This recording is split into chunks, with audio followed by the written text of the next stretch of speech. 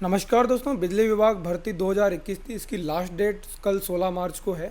अब इसके बाद क्या इसमें करेक्शन के लिए अलाउ होगा, क्या करेक्शन के लिए अलग से डेट दी जाएगी। यहाँ पर एप्लीकेशन फॉर्म से रिलेटेड काफ़ी इश्यूज आ रहे हैं कि सिग्नेचर किस तरीके से ब्लैक इंक से करना है, ब्लू से करना है। किसी ने जो डिक्लेरेशन लिखना था वो कैपिटल लेटर में लिख दिया, किसी ने कुछ और कर दिया। साथ ही यहाँ पर हम बात करेंगे क्वेश्चन पेपर लैंग्वेज से संबंधित भी काफ़ी कन्फ्यूजन है। एग्ज़ाम डेट पॉसिबल कब है और राजस्थान जीके 48 मार्क्स का क्या मैटर है। तो इन सब मुद्दों पर हम बात करेंगे दोस्तों, तो कंप्लीट वीडियो देखिएगा। सबसे पहले हम बात करते हैं जो एप्लीकेशन फॉर्म से रिलेटेड इश्यू जो आ रहे थे टीएसपी नॉन टीएसपी का।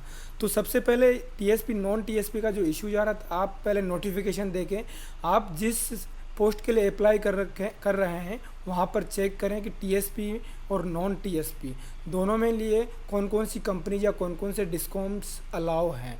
तो उस हिसाब से ही कंपनीज को प्रेफरेंस दें, और बाकी अगर नहीं है तो छोड़ दें।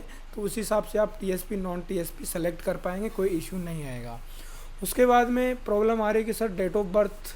तो दोस्तों यहाँ पर डेट ऑफ बर्थ में जो ईयर आ रहा है उसमें क्या इश्यूज आ रहे हैं वो भी देख लीजिएगा।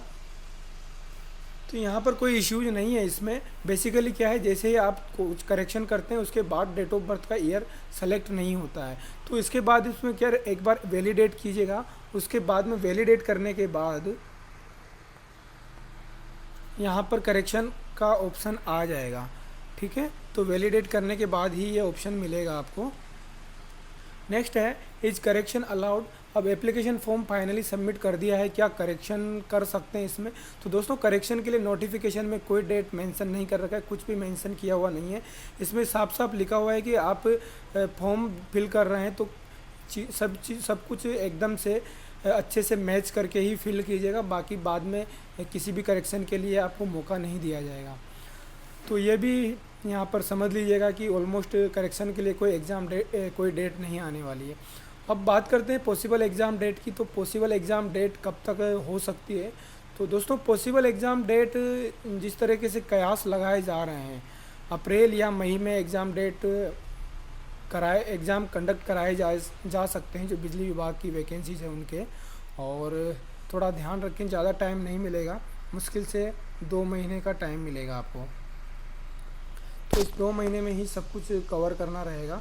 और आगे बढ़ें क्वेश्चन पेपर के बारे में। तो क्वेश्चन पेपर भी किस तरह का आने वाला है कि किस तरह, और इसमें जो क्वेश्चन पेपर में राजस्थान जीके से संबंधित प्रॉब्लम्स आ रहे थे कि किस तरह का राजस्थान जीके से क्या वेटेज रखा जाना है। 48 मार्क्स का जो एक नोटिस सर्कुलेट हो रहा था सोशल मीडिया पे, क्या वो सही है या गलत है। तो दोस्तों यहाँ पर जो ऑफिशियली हम बात करें तो वेबसाइट पे उन्होंने कुछ भी मेंशन नहीं किया है कि सिलेबस में या एग्ज़ाम पैटर्न में कुछ बदलाव किया है।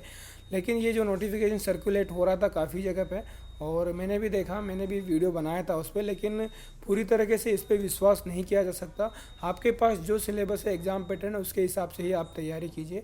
अगर फ्यूचर में कोई नोटिफिकेशन वगैरह गवर्नमेंट की तरफ से जारी किया जाता है तो उस हिसाब से आप अपनी प्रिपरेशन में बदलाव कर सकते हैं।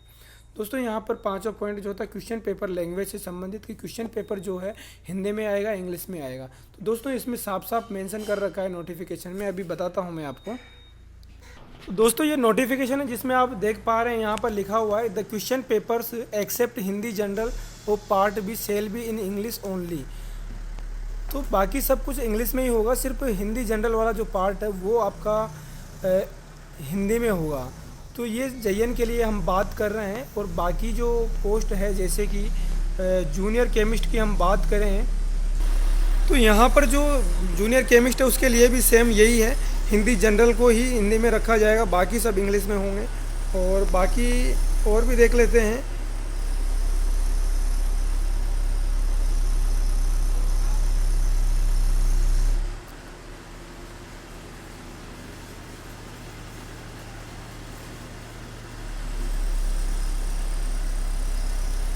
अब यहाँ पर ये एक और पोस्ट है जिसमें देख सकते हैं आप, the question paper except Hindi general and English general section shall be bilingual in both in English and Hindi. ये दे रखा है, किस पोस्ट के लिए है ये भी देख लेते हैं हम। तो ये जो दे रखा है इंफॉर्मेशन असिस्टेंट जो पोस्ट है उसके लिए है। तो दोस्तों जो JN के लिए है, JN के लिए सिर्फ आप देख सकते हैं यहाँ पर जूनियर इंजीनियर वाला जो है सेक्शन, इसमें लिखा हुआ है clearly the question paper except Hindi general of the part B cell be English only. तो हिंदी जनरल के अलावा बाकी सब कुछ इंग्लिश में ही होगा, मतलब राजस्थान GK भी इंग्लिश में ही आएगी। तो दोस्तों आप इस भ्रम में ना रहें कि जो GK वाला पेपर है वो हिंदी में भी आएगा या बाइलिंगुअल होगा। तो ये JN के लिए तो इंग्लिश में आएगा, बाकी जो असिस्टेंट वाला है उसमें सिर्फ उसमें दोनों बाइलिंगुअल होगा, बाकी अपने हिसाब से देख लीजिएगा।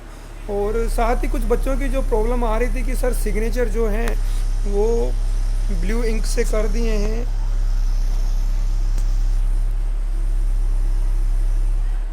सिग्नेचर है ब्लू इंक से करना था या ब्लैक से। दोस्तों नोटिफिकेशन में ये ब्लैक का लिखा हुआ है, ब्लैक इंक से ही साइन करें, बाकी बहुत मेजर इशू ये नहीं है हालांकि। तो आपने जैसा भी किया है देख लीजिएगा आप अपने हिसाब से। और फॉर्म की लास्ट डेट कल की है ही सही, ये आपको मालूम है, तो यहाँ पर कोई बहुत बड़ा इशू नहीं है। साथ ही और अगर हम बात करें तो डिक्लेरेशन की बात करें तो जो सेल्फ डिक्लेरेशन था वो डिक्लेरेशन किसी ने कैपिटल लेटर में लिख दिया। दोस्तों बिल्कुल देख सकते हैं नोटिफिकेशन में वो कैपिटल लेटर में बिल्कुल भी नहीं लिखना है। तो दोस्तों यहाँ पे देख पा रहे हैं आप हैंड रिटन डिक्लेरेशन जो है इसमें साफ साफ लिख रखा है the text for the handwritten declaration is allowed for as. इसमें आपको क्या लिखना था, आई जो आपका नाम है, hereby declare that all the information submitted by me in the application form is correct true and valid. I will present the supporting documents as and when required. साफ साफ लिखा हुआ है नीचे वाली लाइन में, आप देख सकते हैं कि handwritten declaration should not be written in capital letter, और ये ब्लैक या ब्लू किसी भी इंक से आप लिख सकते हैं। साथ ही जो थंब इम्प्रेशन का था ये भी आप ब्लू या ब्लैक इंक से कर सकते हैं, लेकिन जो सिग्नेचर का था, सिग्नेचर का आप यहाँ पर देख लीजिएगा, सिग्नेचर के बारे में साफ साफ लिख रखा है। हाँ यहाँ पर देख लीजिए सिग्नेचर इमेज के लिए the application has to sign on white paper with black ink pen. तो ब्लैक इंक पेन के साथ ही आपको ये साइन करना है। बाकी के आप देख लीजिए अपने स्तर पर आपने किस तरीके से साइन कर रखे हैं। दोस्तों यहाँ पर ये सिलेबस है ओल्ड वर्सेस न्यू सिलेबस, जो कि काफ़ी ज़्यादा सर्कुलेट हो रहा था, लेकिन ऑफिशियली इस सिलेबस के बारे में भी कोई डिटेल नहीं है। जहाँ पर आप जो पार्ट बी था उसमें जो राजस्थान GK और एवरीडे साइंस का था 48 मार्क्स का कर रखा है, लेकिन ऑफिशियल वेबसाइट पे जाएंगे तो इस तरह का कोई नोटिफिकेशन अवेलेबल नहीं है। तो आप ऑफिशियली आपका सिलेबस है, एग्ज़ाम पैटर्न है, उसी के हिसाब से आप प्रिपरेशन कीजिए। बाकी अगर कोई अपडेट होता है तो उसमें आप चेंजेस कर सकते हैं। तो दोस्तों यही बात करनी थी यहाँ पर। बाकी एग्ज़ाम की लास्ट डेट है कल, तो कल के भरोसे ना रखें। अगर फ़ीस वगैरह सबमिट नहीं की है, कुछ करेक्शन वगैरह करना है तो कर दें, उसके बाद में फ़ीस वगैरह सबमिट कर दें। और अगर आपने अभी तक फ़ीस सबमिट नहीं की है, फाइनली सबमिट नहीं किया है और उसमें कुछ करेक्शन करने हैं, तो आप दोबारा से रजिस्टर करके पूरी तरह से भर दीजिएगा और बाद में फ़ीस जमा करा दीजिएगा। तो इस तरह से आपको डबल दो बार पेमेंट नहीं करना पड़ेगा।